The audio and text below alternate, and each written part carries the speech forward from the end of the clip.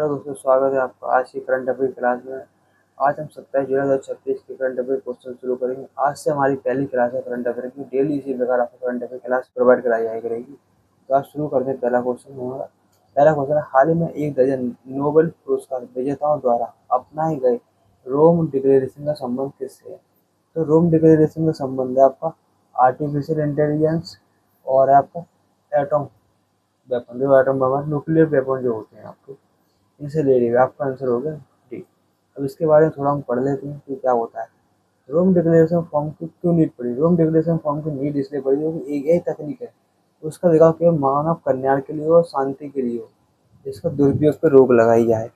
और दूसरी बात करते हैं हम परमाणु खतरों को बचाव के लिए, इससे बचने के लिए परमाणु निरस्त्रीकरण पर रोक लगाना। मानवीय नियंत्रण, इसमें बताएगा कि ह्यूमन जो कंट्रोल है, ह्यूमन कंट्रोल रहेगा, ना कि एआई का कंट्रोल दिया जाएगा। एआई के कंट्रोल से हटा के ह्यूमन के जितना भी कंट्रोल है, सैन्य क्षेत्र का हो, किसी भी क्षेत्र का, वो सारा कंट्रोल ह्यूमन के अकॉर्डिंग ही ह्यूमन पर फॉलो हो, ना कि किसी एआई पावर के जनरेट द्वारा हो। चलो नेक्स्ट क्वेश्चन की बात करते हैं। नेक्स्ट क्वेश्चन, हाल ही में 9 सैटेलाइट के साथ ग्रेविटी फर्स्ट रॉकेट किसने लॉन्च किया था? ग्रेविटी फर्स्ट रॉकेट जो आपका ओरियन स्पेस, ओरियन स्पेस जो आपकी कंपनी है, वो चाइना की कंपनी है, प्राइवेट कंपनी चाइना की, उसने ये लॉन्च किया है।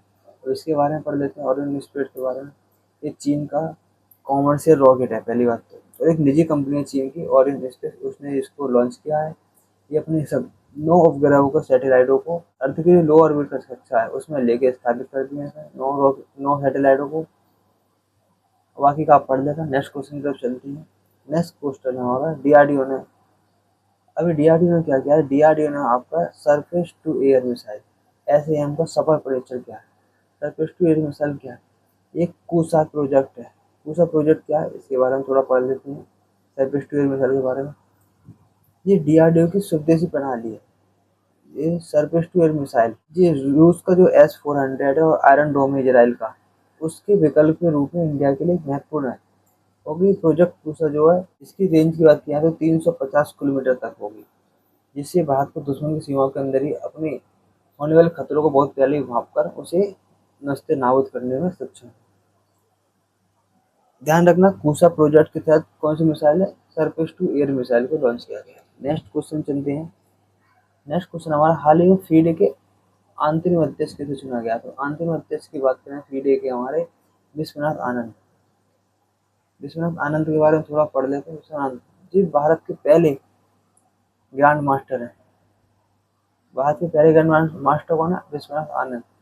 सबसे महान खिलाड़ी माने जाते हैं। ये 5 बार के विश्व चैंपियन रहे हैं वर्ल्ड चेस चैंपियनशिप में, 5 बार के। और बात करें कि इन्हें पहली बार जो खेल रत्न पुरस्कार मिला था, पहला जो खेल रत्न पुरस्कार है वो भी विश्वनाथ आनंद को दिया गया था। ये भी बहुत इंपॉर्टेंट है। जो पहला जो खेल रत्न पुरस्कार था वो विश्वनाथ आनंद को दिया गया था। और बात करें इन्हें 2007 में पद्म विभूषण पुरस्कार से भी नवाजा गया है। ये भी आपके इंपॉर्टेंट क्वेश्चन है। बात करते हैं नेक्स्ट क्वेश्चन, हमारा नेक्स्ट क्वेश्चन की बात करते हैं। नेक्स्ट क्वेश्चन है हमारा, भारत की मेजबान international type first diabetes. Type first diabetes क्या है? ये वीकली काम करती है डायबिटीज। ये अभी जो इंसुलिन वगैरह आती है वो डे बाई डे लगती है, या 1-2 दिन के गैप में। ये वीकली इंसुलिन को डिस्कवर किया, इनोवेशन क्या डिस्कवर किया है। अब बात करते हैं 2026 का सबमिट कहाँ हुआ था? 2026 का सबमिट हुआ था आपके जोधपुर राजस्थान में, डायबिटीज फर्स्ट को लेकर, टाइप फर्स्ट। इसके बारे में थोड़ा पढ़ लेते हैं। ये स्थान जोधपुर राजस्थान में हुआ था। सम्मेलन जो हुआ था टाइप फर्स्ट डायबिटीज सम्मेलन, जोधपुर राजस्थान में हुआ था। ये उन उद्देश्य बच्चों युवाओं में तेजी से बढ़ते टाइप ऑफ डायबिटीज के प्रति समाज परिवारों में जागरूकता फैलाएगा। ये आपको ध्यान रखना है। नेक्स्ट बात करते हैं। नेक्स्ट हमारा क्वेश्चन, राष्ट्रपति मुर्मू ने किस देश के स्कोपजे संग्रहालय में महात्मा गांधी की प्रतिमा का अनावरण किया है? तो स्कोपजे संग्रहालय आपका कहाँ पर स्थित है? North Macedonia. ये आपको ध्यान रखना है। नॉर्थ मैसिडोनिया में अभी द्रौपदी मुर्मू ने स्कोपजे संग्रहालय में महात्मा गांधी जी की मूर्ति का अनावरण किया है। अब इसके बारे में पढ़ लेते हैं थोड़ा। भारत के राष्ट्रपति द्रौपदी मुर्मू ने इसके उत्तर में नॉर्थ मैसिडोनिया में राष्ट्रपति महात्मा गांधी की प्रतिमा का अनावरण किया है। ये दोनों देशों के बीच द्विपक्षीय संबंध और सांस्कृतिक रूप से आगे बढ़ाने में सहयोग रहेगा। शांति और अहिंसा के संदेश को भी बढ़ावा मिलेगा इससे। ये ऐतिहासिक पहल की यात्रा भी रह सकती है, आप इसको पढ़ लेना। नेक्स्ट हम बात करें कपास की खेती के क्षेत्रफल के आधार पर, जो कपास की खेती होती है कपास के क्षेत्रफल के आधार पर, ये इम्पोर्टेंट है। क्षेत्रफल के आधार पर बात करें तो भारत का कौन सा स्थान है? क्षेत्रफल के आधार पर भारत का पहला स्थान है। जो फर्स्ट स्थान है क्षेत्रफल के आधार पर इंडिया का है। अब बात करें हम प्रोडक्शन और कंजप्शन में, तो चाइना आपका फर्स्ट कंट्री है प्रोडक्शन में और कंजप्शन में। अगर क्षेत्रफल की बात करें तो इंडिया फर्स्ट। तो यहाँ थोड़ा जान लेते हैं। तो कुल क्षेत्रफल भारत के 38% मतलब 114.84 लाख हेक्टेयर हिस्सा प्रथम स्थान पर है। इतना हिस्सा इंडिया के अंदर केवल कपास प्रोड्यूसर में यूज किया जाता है। और कंजप्शन खपत में भारत दूसरे स्थान पर, पहले स्थान पर मैं आपको बता चुका हूँ चाइना है। इसको हम व्हाइट गोल्ड या उजला सोना के नाम से भी जानते हैं। और ये कॉटन से जो प्रोड्यूसर है, इसमें इंडिया के अंदर किसान 60 लाख किसान डायरेक्ट और इनडायरेक्ट इससे जुड़े हुए हैं। भारत दुनिया का अकेला ऐसा देश है जहाँ कपास की चारों व्यावसायिक प्रजातियां पाई जाती है। ये भी बहुत इंपॉर्टेंट है। चारों प्रजातियां कपास की, ध्यान रखना, गॉसिपियम, एर्बोरियम, हर्बेसियम, हिरसुटम, बर्बडेंस। तो ये चार पांच प्रजाति इम्पोर्टेंट, ये चार प्रजाति इम्पोर्टेंट है जो कि कॉटन की होती हैं। इनको भी आपको याद रखना चाहिए। भारत में गुजरात कपास का सबसे बड़ा उत्पादक राज्य है। तो गुजरात क्या कपास में सबसे बड़ा राज्य है उत्पादक में। इसके बाद महाराष्ट्र, तेलंगाना, आंध्र प्रदेश। अब इस कपास जो हमारा कौन सी फसल है? कपास हमारी यहाँ खरीफ की फसल है। बात करें दक्कन के पठार में, काली मिट्टी में होती है दक्कन के पठार में। इसी मौसम की बात करें, इसके लिए 21 से 27 डिग्री मौसम के टेम्परेचर की नीड होती है। नेक्स्ट क्वेश्चन तक चलते हैं। तो हाल ही में माइक्रोसॉफ्ट इंडिया ने किसके साथ मिलकर उन्नति 2.ai लॉन्च किया है? तो माइक्रोसॉफ्ट इंडिया ने आईआईटी दिल्ली के साथ मिलकर उन्नति एआई 2.0 लॉन्च किया है। उन्नति एआई 2.0 किसने लॉन्च किया है? माइक्रोसॉफ्ट इंडिया और न्यू दिल्ली। इसके बारे में थोड़ा पढ़ लेते हैं। माइक्रोसॉफ्ट इंडिया उन्नति एआई का जो पहल है माइक्रोसॉफ्ट इंडिया और आईआईटी दिल्ली ने की है। ये इसकी जो आईआईटी संस्था है FITT, foundation of innovation and technology transfer, द्वारा संयुक्त रूप से विकसित किया गया है, लॉन्च किया गया है। जो एआई में और स्क्रीन क्षेत्र में काम करेगा, मजबूती देगा, इंफ्रास्ट्रक्चर इनके बारे में, मेंटरशिप के बारे में बताएगा। इसको आप पढ़ लेना।